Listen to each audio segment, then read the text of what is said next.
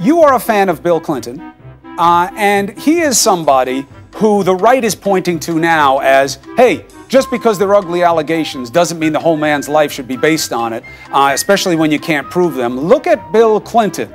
He was accused of a lot of ugly things, some of it he had to admit, and yet people were fine with him and saying you have to judge him by more than him at his worst. Should Kavanaugh get the same benefit of the doubt? No, and I don't think Bill Clinton should have gotten that benefit of the doubt in hindsight. Really? I think that as a nation, we were in a different time. I think that women were continually being silenced. And I think we gave him the benefit of the doubt, and we probably should have investigated the allegations against him as well. And I do believe that. This is not about partisan politics to me. This is about humanity. So I endorsed Joe Biden. Okay, good. And there have been accusations against Joe about a sexual assault. Right, and people were saying, "How can you do that?" Because I have not publicly said anything about this.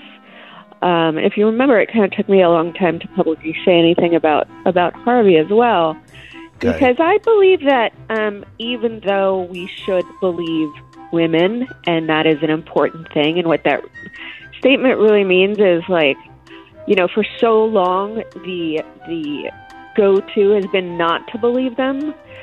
So really we have to sort of societally change that mindset to believing women, but that does not mean at the expense of not giving men their due process and investigating situations. I like that. Right. I did my work, and I spoke to Time's Up, and I just don't feel comfortable throwing away a decent man that I've known for 15 years. Yep. In this time of complete chaos without there being a thorough investigation. Yep. I'm sure that mainstream media would be jumping all over this as well if we weren't in a pandemic. If there was more credible, if there was evidence that was. If they found more evidence. And we have to, even though this process is so uncomfortable for everyone, we really have to look at it, look at where we want to be, who we want to be as a nation, and really examine this in a non-political way, but just in a human way. I think it's vital that we get past this and get to the result, which is something that we're all looking for, which is, a just world with equality for women.